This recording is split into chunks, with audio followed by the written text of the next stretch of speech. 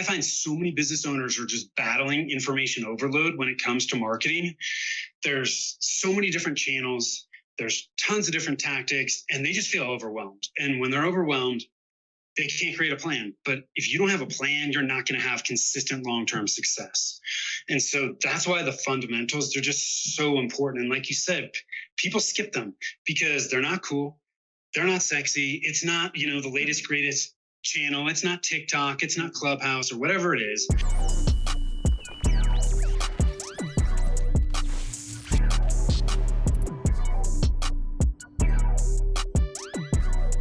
On today's episode of Rise, Grind, Repeat, we talk to Tim from Rialto Marketing. We talk about why businesses need to do a better job at getting back to the fundamentals of digital marketing. Let's dive right in. So, Tim, thank you so much for joining on another episode of Rise, Grind, Repeat. I'm excited. We talk to a lot of entrepreneurs, small business owners, but not often do we get to talk to other marketing agencies. And kind of, as we were talking before this, I'm more excited about what we're going to kind of talk about and pick your brain on. Really going back to the fundamentals. I think in today's digital world, people overcomplicate strategy and what needs to be done. And I think going back to those fundamentals is something that I think a lot of people need to revisit. But before we start nerding out, I'd love to kind of hear your background. How did you get started on your entrepreneurial journey? Yep, absolutely. And thanks for having me, Dustin. I'm super excited to dig into this. My entrepreneurial journey, I would say, is I wasn't one of those, kids that was, selling baseball cards and had a lemonade stand and I was making a bunch of money as a kid. The only thing I cared about when I was a kid was having fun, getting out, riding my bike and playing with my friends.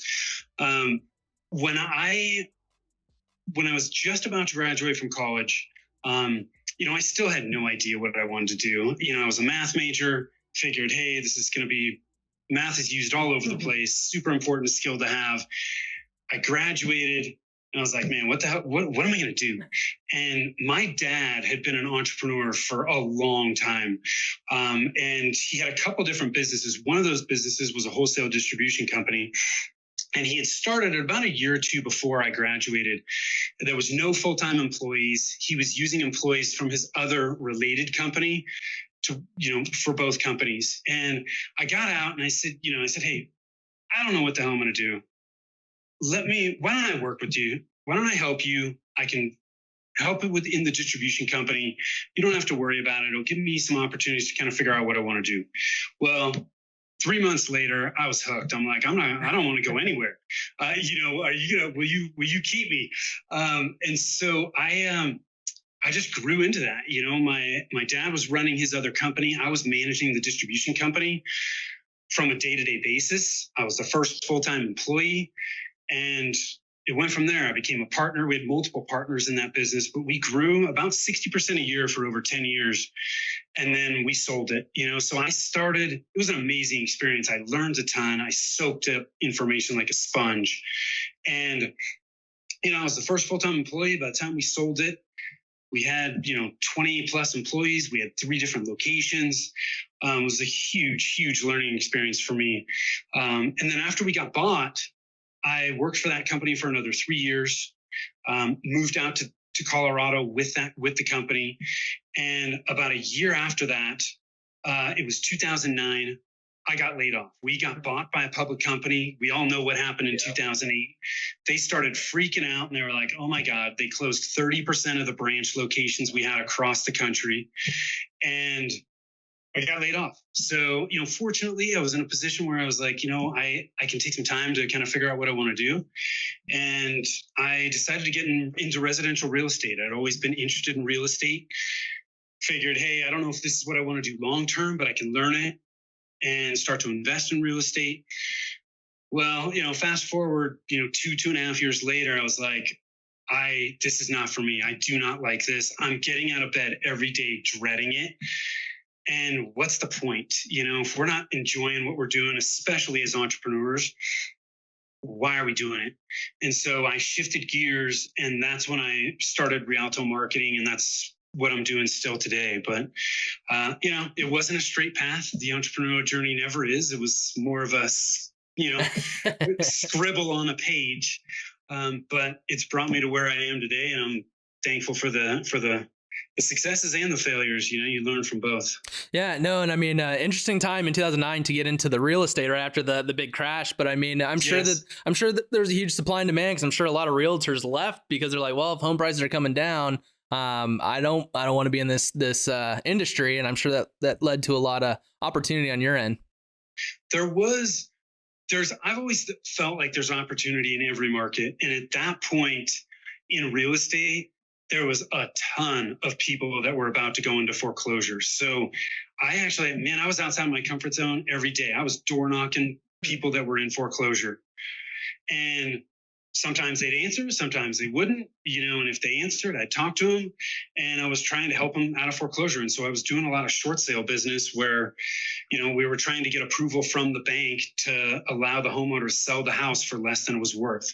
So, I learned a ton doing it, but I just did not enjoy it. I was working way too hard for the amount of money that I was making. And I said, man, I have to do something different. Somebody asked me the other day what I didn't like about it. And I said, look, when I was in wholesale distribution, we were selling consumer electronics. We were selling home theater equipment, distributed audio. It's like, I go to a party to talk to somebody, and they'd ask what I did. And I told them, and they'd be like, oh my God, that's so cool. Tell me more about that. When you're a realtor, you go to a party and you're like a realtor, and they like want to shift and go to another conversation. So I don't know. It's a great field for a lot of people. It just was not a good fit for me. And so I had to shift gears. Yeah. And so how did you go from distribution to a realtor to opening a marketing agency? Where did marketing kind of play into this whole journey? Yeah. So when I was looking at shifting gears from real estate, I took some time and I said, what was it that I liked so much about being in distribution? It was dynamic. It was constantly changing. So it kept me on my toes. The clients that we were working with, we were helping them grow their business. And as a result, our business grew from that. And so there were a lot of similarities to that and marketing. And when I initially got involved in marketing, we were actually only focused on mobile applications. So we were selling mobile apps. Mobile apps were super hot at the time. And we were focused on helping small businesses, but a lot of our business was also in the K-12 education space. And so, we were helping them communicate with their students, their parents. If you try to get information from most school websites on your phone, it's an absolute disaster. Doesn't work. So I saw a lot of opportunity there, and that's why I shifted gears and got into that. But I'm not doing that today. Our business has shifted again. So it's been an interesting ride. No, I mean, like you mentioned before, I mean, it's just a zigzag. I mean, there's no straight line to entrepreneurship, and even more so once you get into the agency life, it's literally no day is the same, no hour is the same. And it's, dealing with client relationships, dealing with new business, executing and fulfilling on jobs. I mean, it is a lot of hats to wear. I'd love to get more into kind of what the business is now, what you guys do. But quick question. I know you mentioned, majored in math. No, being on the website, it looks like you guys do a lot of digital. How much has math played into data analysis, looking at the numbers side? Yeah. Having that analytical side is incredibly helpful from a marketing perspective because I can drill into the data and understand the data and interpret it. Ironically, though, man, I write so much now, because there is so much. So, the fact that I was a fairly good student, and although I was good at math, I was still pretty decent at writing and English, has helped me a ton because I write so much now from a content perspective with all the stuff that we do. So, but the math definitely helps from an analytical side of it. Yeah, no, love it. And I can't wait to dig into the content side, but before we get too deep, would love to, I know you kind of mentioned it, but what is the name of the company and what is it that specifically you guys do? Yeah, so the name of our company is Rialto Marketing. And we help service businesses simplify marketing so they can grow with less stress. And we do that by creating and implementing a plan so they can communicate the right message to the right people. That's what marketing is all about. So we focus on the fundamentals first, laying that foundation. And then some of our clients will just take the plans and run with it. Others need additional help. So we may coach and make sure that they're getting the outside eyes they need, or we may implement for them and actually do it for them. And so we get involved in, in all the various digital marketing channels that are out there from an implementation standpoint. But it's a mix of coaching and then done for you work. Gotcha. No, I love it because I equate it to marketing is just nothing but having conversations. I think before it was just walking around with a microphone yelling at everyone, where now, how targeted we can get and the type of content we can make. The cost of creating content has come down greatly, over the last 10, 20, 30 years, whatever that may be. But now we have the opportunity to isolate different personas, different audience segments, and come up with content that speaks specifically to them and have more of a one-to-one conversation rather than one-to-many. And I agree. I think laying the foundation is often overlooked. Everyone just tries to get to market. Let's get some ads going. Let's do some cool videos. But when it comes to that foundation, knowing that you're so big on that, how do you define what that foundation really is? Yeah. So the way I look at it is I call it the marketing strategy trilogy. One, you got to know who your target market is. Who are your ideal clients? How are you going to serve those people? Two, you have to have clear, engaging messaging to that target market. And three, you have to have a plan. The plan you start with is not going to be the plan that you're going to end with, but I find so many business owners are just battling information overload when it comes to marketing. There's so many different channels. There's tons of different tactics, and they just feel overwhelmed. And when they're overwhelmed, they can't create a plan. But if you don't have a plan, you're not going to have consistent long-term success. And so that's why the fundamentals, they're just so important. And like you said, people skip them because they're not cool. They're not sexy. It's not, the latest, greatest channel. It's not TikTok. It's not Clubhouse or whatever it is. But you have to have those, because if you don't, you're going to waste time. You're going to waste money. You're going to throw tactics against a wall like spaghetti, hoping it sticks. And inevitably it doesn't. And so that's why I love the strategy side of marketing, because it's so important.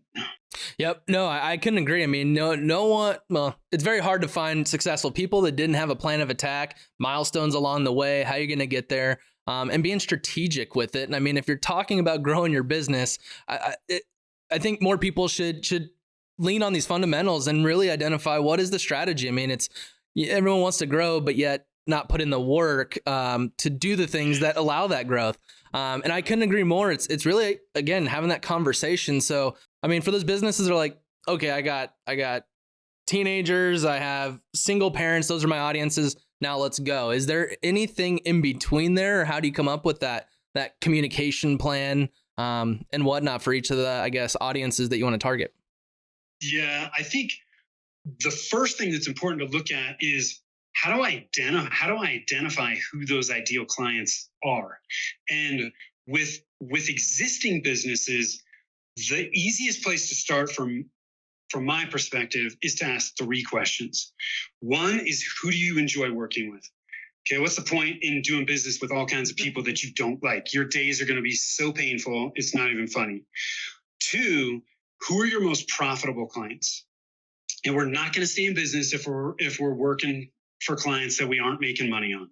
And three, who do we do our best work for? The group of customers, existing or past customers, that you can answer positively to all three of those questions, that's where you start to look for your ideal clients. Because they're going to be profitable. You do great work, which means you're going to get referrals. They're going to be super happy. Your retention is going to be better. So you take that group, and then you can start to dig into the demographics of the people in that group. And you can start to look at the psychographics, which the psychographics, I think, are just as important, if not more important. What are their attitudes? What are their feelings? What goals do they want to achieve? The psychographics are what get people to buy, and that's how the psychographics will help you create your marketing messaging. But if you look at the psychographics and the demographics of that larger group, inevitably what typically happens is 1 to 3 groups kind of surface from that. Those are your ideal client types.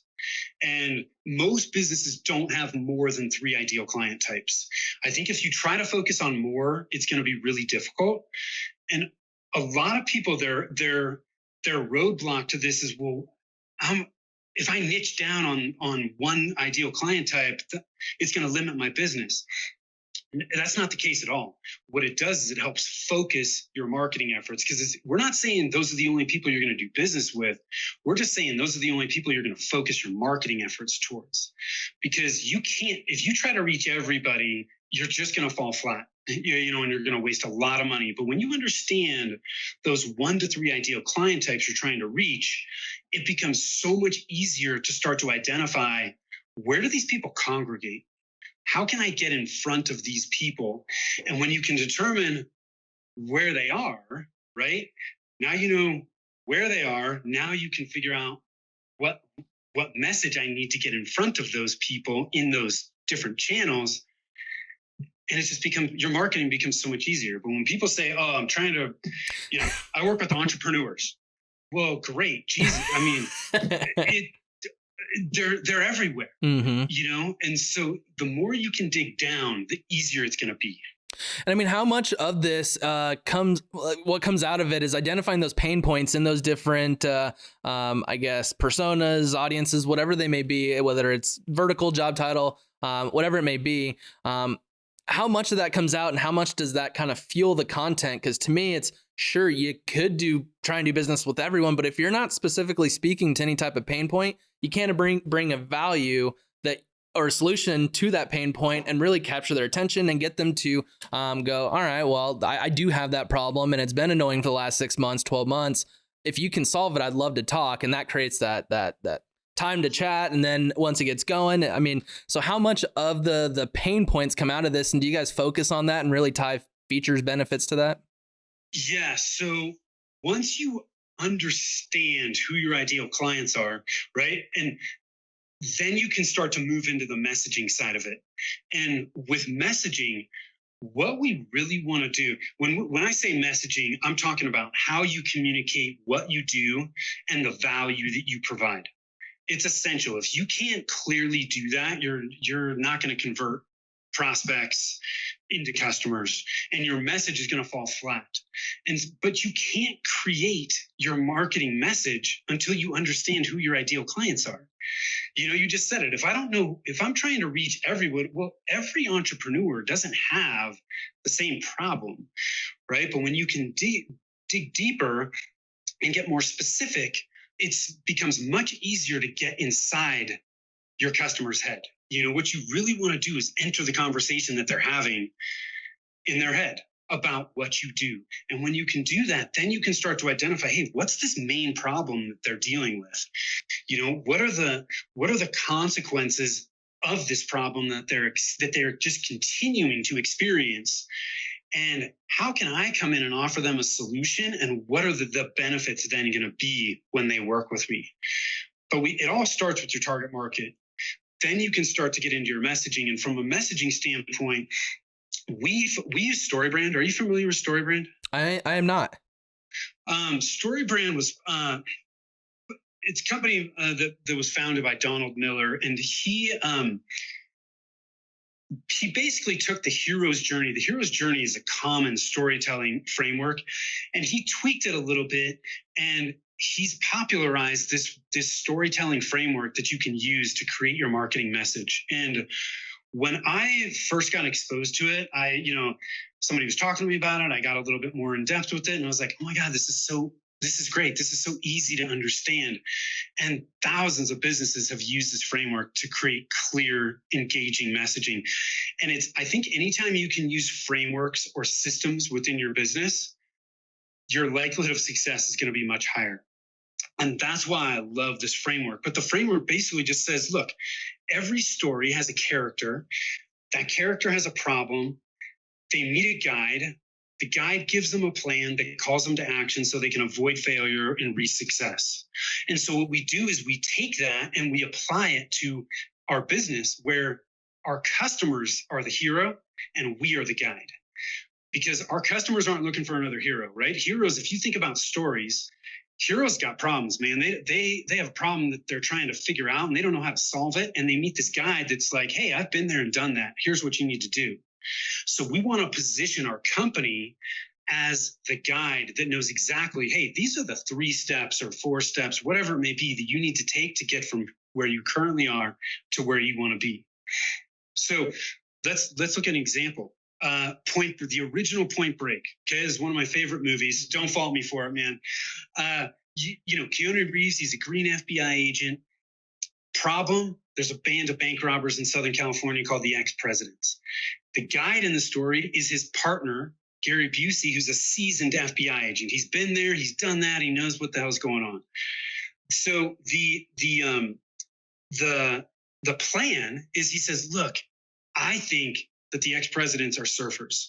So you need to learn how to surf. That's the call to action. You need to learn how to surf. And I think you're going to come across this group of buddies, and hopefully you'll infiltrate them so that we can avoid failure, which is they ride off into the sunset, and we reach success, which is we catch them and they go away to jail, right? Mm-hmm. So all we do is we take that same framework and we apply it to our business. So our customers, as the character in the story, what do they want as it relates to what we do? The problem, we bring in the villain in the story, and we talk about 3 levels of problems as well: the external, the internal, and the philosophical problem. So for marketing, right? For me, the villain is information overload. Right? Our customers are battling information overload. What's the external problem? There's a lot of them, but it all really boils down to they don't have a plan. Okay? How is that making them feel? The internal problem is they're just feeling overwhelmed. But the philosophical problem, the thing that's right versus wrong in the story, is marketing shouldn't be difficult.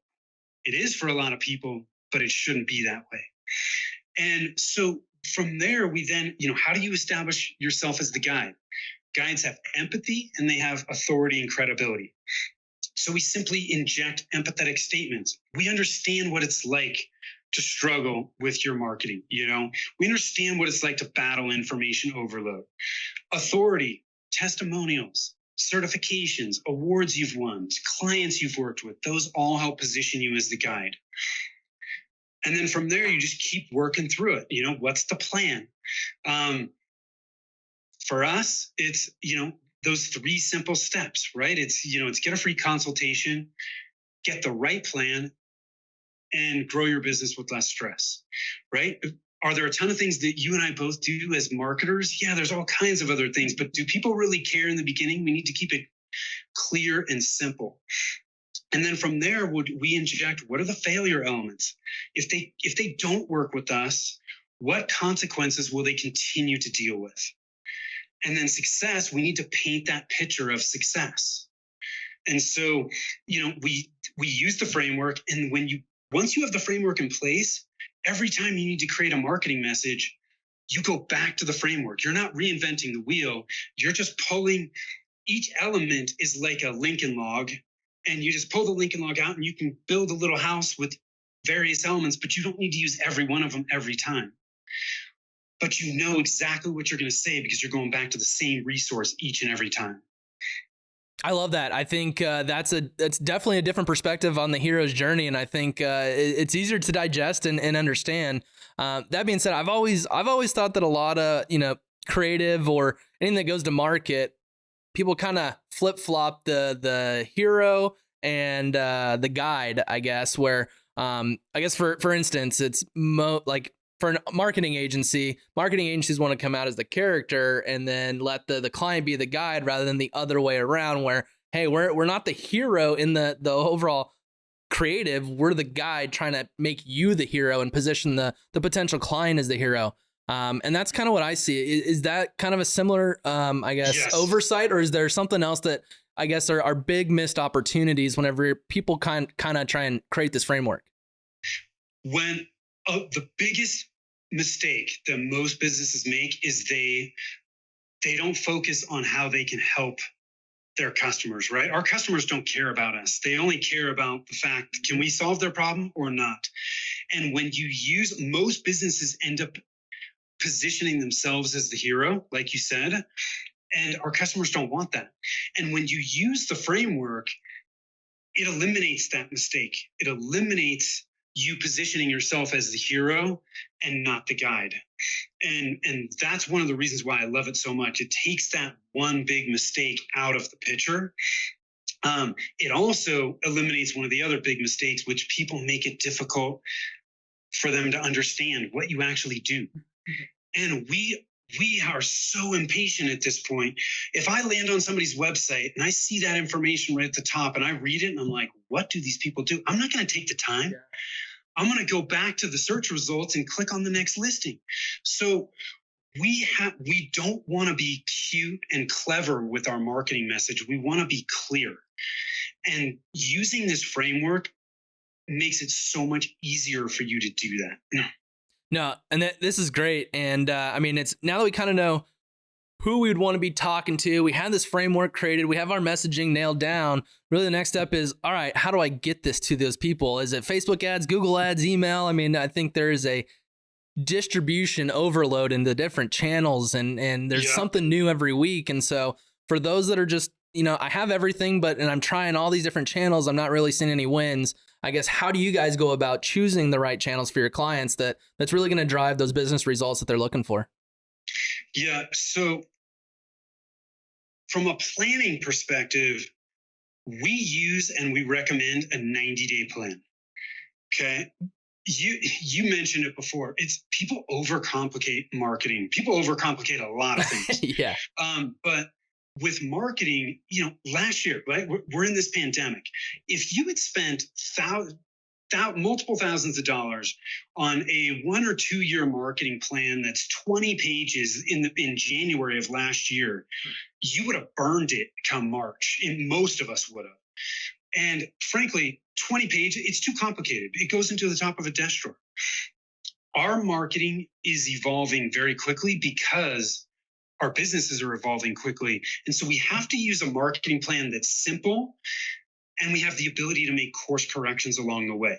So here's how I look at it. I look at marketing in 90-day sprints. So there's 6 steps to this 90-day marketing plan. 1, you need to outline who your target market is. So even if you just have a paragraph of your 1 to 3 ideal client types, it's better than having nothing.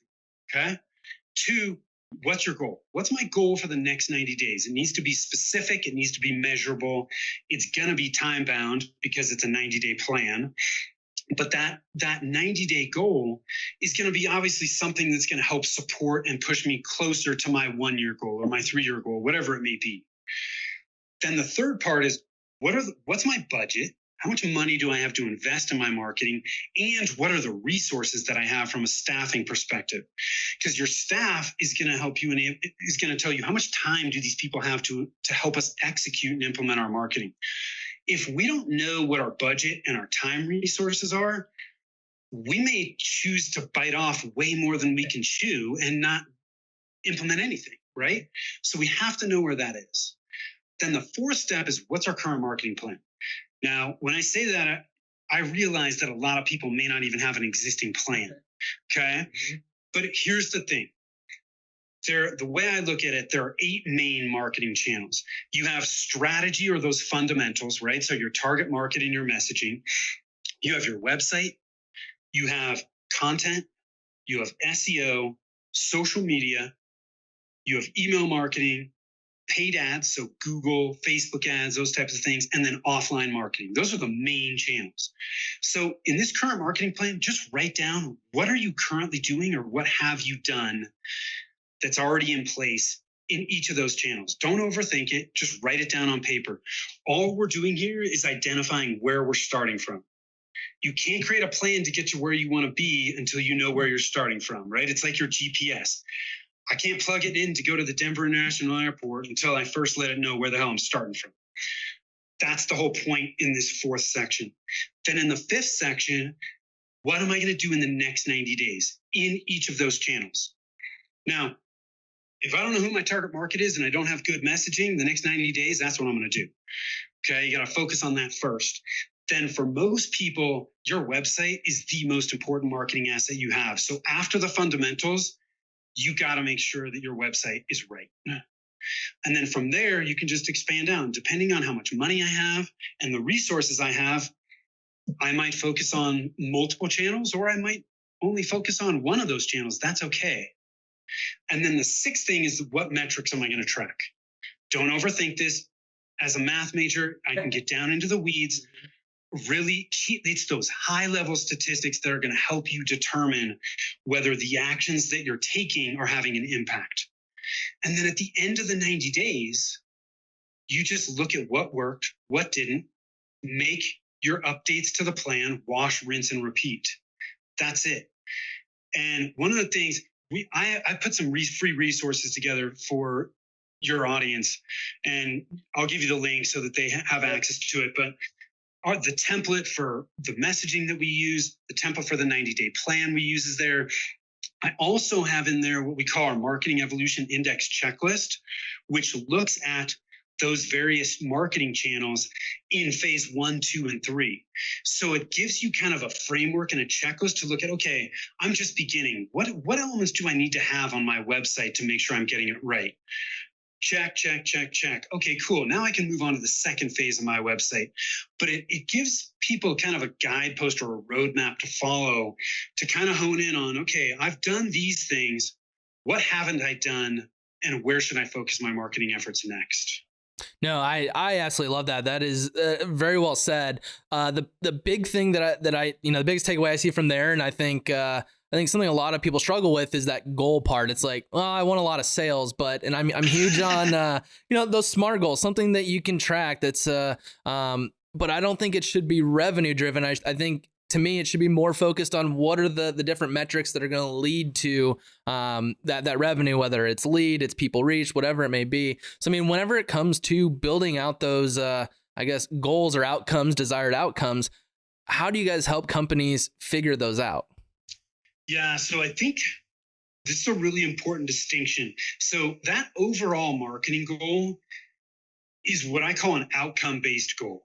Right. So like you said, I mean, a lot of times it could be revenue. It could be the number of clients that they want to bring on.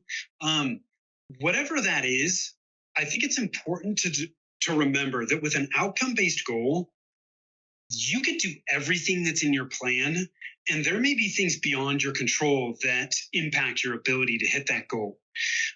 So maybe I wanted to double my business the first quarter of last year, and COVID hit and everything blew up, right? I could have done everything in my plan that I could have. I could have been getting results, but I didn't hit my goal because there were things beyond my control. So all outcome-based goals are like that, but you have to have a general idea of where you're going, right? And so I like to have that overall goal there, but then I like to focus my efforts on the actions that I'm going to take to help me get to that goal. Because the outcome, I can control the actions I take. I cannot control some of the things that are going to allow me to hit that goal. But to help clients identify what that goal is really just digging deeper into what are their longer term objectives, and then breaking down, where do you want to be in 5 years? Where do you want to be in 1 year? Frankly, when I look at like 5-10 year goals, I mean, honestly, that's pie in the sky stuff. There's too many things can happen between now and then. But having a general idea of, okay, in 5 years, I want to be here, and be able to kind of break down, okay, well, in a perfect world, if I'm going to get there, what needs to happen? What kinds of things are going to be in place at that point in time for me to have reached that goal? And then you can start to work backwards to think, okay, well, in 1 year, I'm going to have to be here if I want to be on track to hit that goal. And then, okay, well, great. Well, if you want to be there in 1 year, at the end of the next 3 months, where do you need to be to get closer to that 1 year goal? So it's really just a matter of breaking things down into smaller bite-sized chunks to get to that goal that you need to focus on for the next 90 days. Yeah. And I think more times than not, everyone's just because things are so complicated and attention spans are so short, it's only looking at 30, 60, 90-day goals and not trying to reverse engineer it. It's like, where do I want to be in 3 years? If that's where I want to be, what is it going to take to get there? And is there a clear path? Is that even doable based on the resources that we have and whatnot? And I think, again, that is just a big step that's missed. And you get a lot of companies that, great messaging, great get to market and all that, but don't really have a clear sense of what their goals are.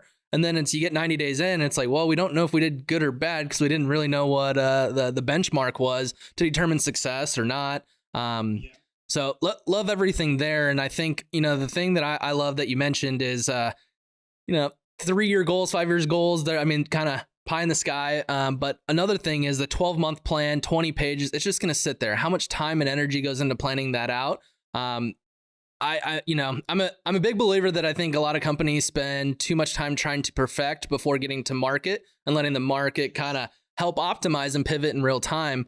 Knowing that you're big on planning, what is that fine balance between not planning too much and not getting to market, but also having some sort of solid plan? Yeah, as you were saying that, this quote came to mind, and it's implement now and perfect as you go. And with marketing, along with a lot of other things, nothing's ever going to be perfect. And, you and I both know this. Look, marketing, it's changing all the time, but there are frameworks. We have past experience. We have systems that are in place that we know have worked in the past. And so, we use those over and over again, but there are always little nuances. And so we've got to measure what's happening, and then so that we can then determine what's working, what's not, and make those small course corrections along the way. So that's why I love this 90-day plan so much. It prevents you from overcomplicating things, because there's 6 sections here. I mean, even if you write a lot, this is not going to be more than 2 or 3 pages. So it helps prevent you from overthinking things. Just put the stuff down on paper and start to execute. And as you start to execute, the metrics that you're measuring are going to start to tell you whether the actions you're taking are having an impact. It also eliminates distraction, right? As entrepreneurs, as business owners, we have these grand plans, and it's so easy to get distracted, especially with marketing. And so if you don't have a plan, and next week some influencer saying, oh my God, you got to be on TikTok, it is blowing up and we're generating tons of leads. And if you don't have a plan, you're like a squirrel chasing a nut. You just go right after it. But if you have that plan in place, it allows you to be disciplined enough to go, you know what? Is TikTok on my plan for the next 90 days? No, it is not. I'm not going to forget about it. Maybe I'll just put it on my tickler file, and I've got it on a list that I may want to look at it later, but it's not going to distract me right now for the next 90 days. That's where the huge benefit comes in with the plan. Yeah, no, I couldn't agree more. And I think it is sticking to that plan. I think that it's tough for entrepreneurs because it's the next shiny thing can pop up and it's like, well, they're doing great. If I don't do it now, I'm going to miss out on the opportunity. But I mean, the opportunity is not going to leave in 90 days. So I think I love that framework. And if it does leave in 90 days, it probably wasn't that big of an opportunity to begin with. No, it wasn't. Yeah. Things move fast, but I don't think things move that fast. All right. It's not like you missed the podcasting window in 90 days. Exactly. And I'm loving all this. I love your approach. I love the way you think about things, just from start to getting things into market and having that plan of attack of how that strategy is going to evolve. I'd love it if you had any examples of how you kind of deployed this type of framework for a client or something that was extremely fun to work on, where you might have had maybe some pushback or didn't get belief in this type of a system. Whenever you guys deployed it, what those numbers look like, what the data look like after. Yeah, there oftentimes, it's not uncommon to get a lot of pushback from clients because most clients want immediate results. And frankly, I think a lot of marketers we've basically set ourselves up, right? Because there's a lot of marketers that promise the world and then don't deliver it. My approach is always, look, I'm just going to tell it to you straight. And if I believe you have unrealistic expectations, then I'm going to tell you, and you're probably not a good fit for us because I want to work with you long term. And if you expect me to, double your leads in the next month, I'm probably not a good fit. But my approach is is basically to have a similar conversation to what we've just had, which is, here's the fundamentals. Here's why we focus on these first. And at the end of that conversation, most people get it. They realize, you know what, I'm going to have to invest in this. It's going to take a little bit of time, but taking, a couple months now is going to pay so many more dividends down the road, rather than jumping into tactics immediately and, just wasting time and money, because we're going to have to come back to the fundamentals at some point. So, we have a client right now, commercial cleaning client. And in the beginning, we worked with them on their messaging. We put their website together, and then we put a general plan together for them. Some of their plan we're working on them with, some of them we're not. But their business, I'm trying to remember the exact numbers. Don't hold me to this, but we're doing paid ads for them. They're doing some email marketing stuff. They are doing some cold outreach, but their business has grown like 60% in the last year. Wow. And, now some of that, could be because of some of the things that are happening with COVID. But it's not all. And they're generating consistent leads each month, and they're converting a number of those leads into new customers. One of the big things that I talked to him about probably a month ago was, because we were seeing their cost per lead go up with Google Ads. And I was getting a little bit concerned that it wasn't profitable for them. And so I talked to him, and he said, yeah, dude, he said, their monthly average revenue from a client has gone up more than 5 times. Wow. So they're getting better clients, higher paying clients that are doing more recurring work. And so, I went into that conversation going, man, I don't know if Google Ads is going to be a good thing for them long term. We may have to shift funds somewhere else. And for me, look, I'm channel or tactic agnostic. I don't really care. I just want them to get results. And if things are changing and that's not working anymore, then we need to shift. But coming out of that conversation, I was like, oh, okay, cool. Well, yeah, man, if your average lifetime value is that high, this is still very profitable. So cool. Let's keep running with it. That's a high level example. Does that help? Oh yeah. No. And isn't it funny how some of those meetings will happen? You go in kind of on the defense, and we're not defense, but we need to make some pivots. We need to do this. And all of a sudden it's like, no, this is working great. And then some meetings you can go in going, oh, I can't wait to present these numbers. And it's like, those are okay. It's funny you say that, because with clients, I always try to take the approach of, I would rather head things off the pass if I see things aren't going in the right direction, than wait for the client to ask about it, and so I just told them, because we had been telling them, it's like, hey, because their Google ads were working awesome for months. And then all of a sudden things started to get spotty. Things would work okay for a week, then they would change. And, it would just kind of flip flop, and it was just up and down. And, I said, man, if I was him, I would be looking at this going, man, our cost per lead is going all over the place. And so I just said, look, we need to jump on the phone and chat about this, because I have some ideas. I want to run it by you. And, so I had a proactive conversation. It ended up being a really good conversation. And, and I don't know, you just can't be afraid of what they're going to say. You just need to tell them, and, they're paying us for our advice, right? Yeah. But it's their business, and they're in it day to day. So we have to create this plan with them. It's the way I look at it is a partnership. It's not just us telling them, when we think they're making decisions that aren't going to be good long term, as a consultant, we need to communicate that. But a lot of times clients have great insight and visibility that we don't have. Yep. No, I can agree more. And continuing on the whole planning, what does it look like for the next 90 days for you and your company? What's kind of high on your guys' radar?